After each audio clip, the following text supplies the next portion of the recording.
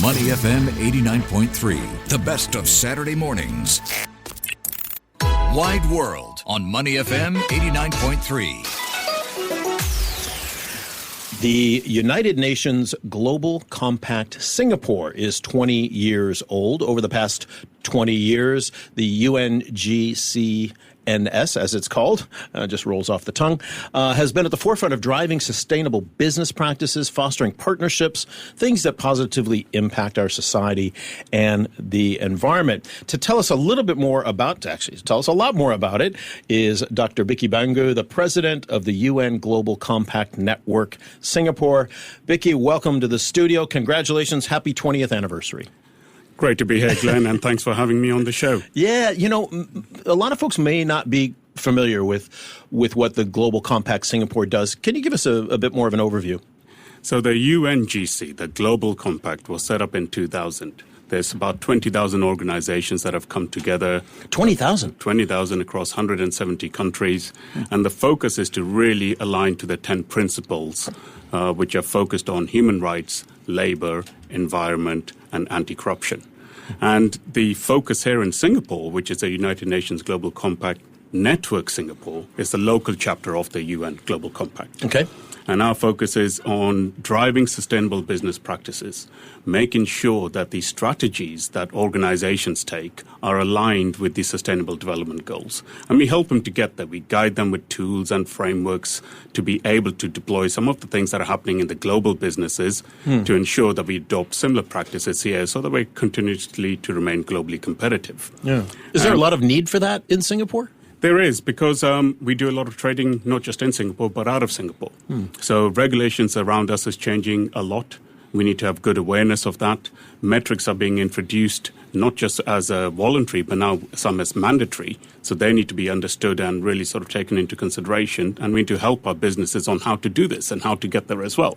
So there are changes that are happening globally that impacts how we do business here when it comes to considering sustainability as part of the overall.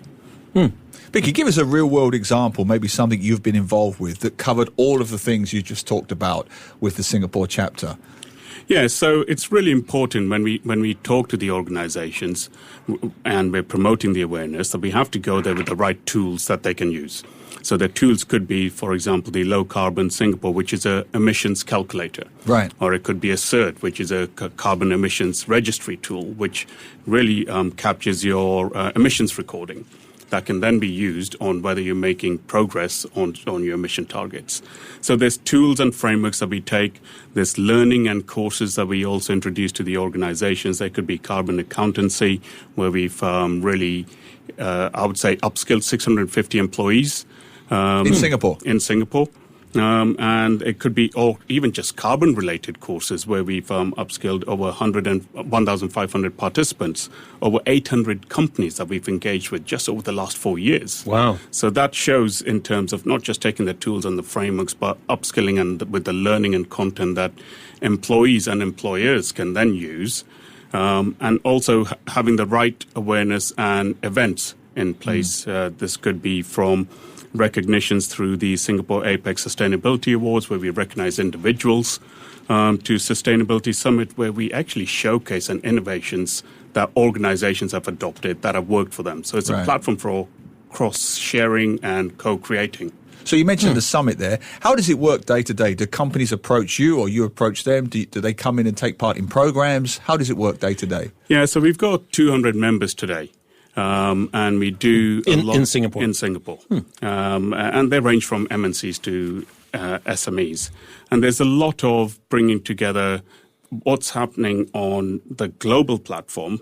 You know, the sort of the climate action, for example, the science-based targets and on zero emissions that have been adopted to get to the 1.5 degrees Celsius pathway for net zero by 2050. We make sure that that's understood by companies here as well, and by by bringing companies in with that awareness, we then look at what are some of the challenges that they have. What are some of the tools and processes that we can develop? There's so much government funding available that we can tap into, but many actually do not know how to access that, or many actually don't even have the bandwidth to think about that. So this is an encouragement to not just sort of partner with the trade associations and chambers, and there's many of us here, and we partner with a lot of the trade associations, but whilst the MNCs may have a clear and granular strategy on how they're going to approach sustainability, the SMEs do not have the bandwidth to think about this or haven't thought about it. And there's a danger that they might get left behind. So, Bicky, how would it differ? And we're speaking with Bicky Bhangu, the new president of the UN Global Compact Network, Singapore. Bicky, how would what you do differ from what's already available through the Singapore government? Because there is a lot.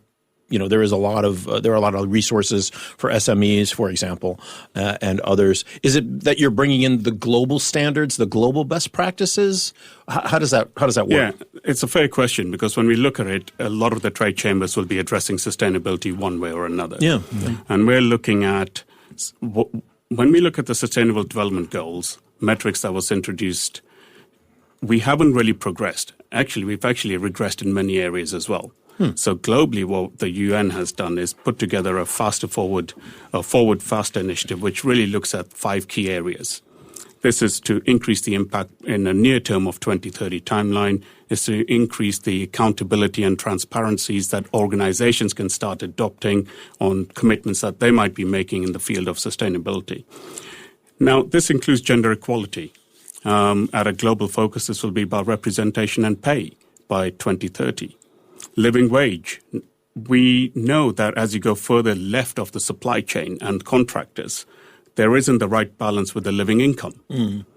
Water resilience, of introducing about 100 water basins by 2030 globally.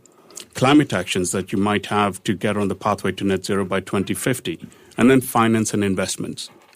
And all of this really helps with organizations to understand, that's the competitive landscape that we have around us. Right. That's the sort of how organizations are resettling themselves to address some of the sort of the regulatory frameworks that are being addressed, not just by governments, but by the stakeholders within organizations as well. Because increasingly, scope 1, 2, 3, those sorts of issues are very important to boards of directors and investors and things like that. I mean, it goes a lot deeper than just what the surface looks like, Yeah, absolutely right. And that's where the challenge is. We have, collectively, we've done the scope 1 and 2 really well. Scope 3 is 90% of the overall emissions. And that's the one where the challenge is. 90%, wow. 90%. And that's where most of the supply chains tend to be on the left-hand side of the value chain. And we need to start educating and awareness to make sure that they can be part of the moving forward to make sure that these scope all 1, 2, and 3 are addressed. Well, you're celebrating 20 years of the UN Global Compact in Singapore. What has been some of the greatest successes or achievements that you're proud of? I think it's just the way the community has started to engage, the way the community has really partnered with the Institutes of Higher Learnings, doing lots of learning and practices together in partnerships with SMU, NUS, and NTU, introducing the right types of tools that can be adopted by organizations, making the whole approach of the sustainability not a difficult sort of mandate that just cannot be done, but making it simplified and bite-sized so that organizations can adopt it. And just earlier this year, as you mentioned, we're 20 years today, we celebrated the business of better. And this was really a focus just on SMEs, on some of their stories, their initiatives that they've adopted on driving the sustainability agenda, because it can't just be the large organizations that are addressing this. We've got to bring everyone together. And it's really encouraging to see how passionate the SMEs are, how forward-thinking some of the SMEs are. And we know we've got a lot more work to do. Do you have an example of one of these SMEs and what they did working with you? Just in terms of changing their strategy to say we need to upskill our capability and here's 20 individuals that can really help us. Or it might be 2 individuals within another part, or tapping into other resources outside of their organization to say, can you help us here? So SPF is doing a lot of pilots, for example, in terms of upskilling the SMEs. GCNS comes in as a partner of choice to help with the learning and training. And that's where it really starts to pay off, because it can't just be one entity doing this. It can't just be the UNGCNS, and it can't just be one other TAC. Yeah. And it's about bringing the partnership and cohesion together to be able to support the SMEs, because they haven't got the finance, they haven't got the expertise, they haven't got the bandwidth. And we need to be able to sort of identify that and see how we can support. Yeah, every year the Singapore government, in its budgeting process, again reaffirms the importance of SMEs to the economy. They are, in their words, and they've been saying this every year that I can remember for many, many years, the bedrock of Singapore's economy is built on SMEs. Yeah. And like you say, many of them don't have. I mean, I own an SME myself. We don't have necessarily the resources. We don't necessarily have the time. We're all busy. We're just trying to keep the lights on. Let alone doing any of the steeper stuff. So helping out with those types of issues seems very useful to me. Next Saturday, actually, in this time slot, a week from now, we'll have the president of the Association of Small Medium Enterprises, ASME, on Ong Yuet, and he's also talking about really raising this red flag about how SMEs, especially in this volatile trading environment that we're coming into, need more help. And I don't want to make this a political discussion, but we are in a very state of flux globally, not the least of which is what's going on in the U.S., but then all of the various elections we had this past year, 64 elections around this region of the world. There's a lot of uncertainty in markets. Do you feel like perhaps what you're doing even has more resonance at this moment in time and going forward in this year based on how crazy the world is? I agree with that, Glenn. I think the world around us is changing. The challenges are almost going to be amplified. When we look specifically at the local challenges that we have here, we've got limited resources. You mentioned the financial constraints, the expertise and the scalability to be able to do this in the first place. Yeah. And then on the other side, I would also say that there's a level of funding that just hasn't been tapped into. There's a huge amount of funding that awareness to SMEs is just not there. This could You mean on the local side or in the UN local side? side? Okay. The Singapore government has a future energy fund. It has the carbon green bonds. This is really funds for renewables, for energy efficiencies that you can adopt, or innovation processes that you can adopt to upskill yourselves. And these funds are largely available specifically for integrating into the strategies and integrating into the supply chain. The Skills Future program is aligned to really, as you know, to upskill the workforce to where the gaps might exist. So there's a huge amount of funding that's available to bridge that. We have to notice that the world around us is changing. The regulations are changing.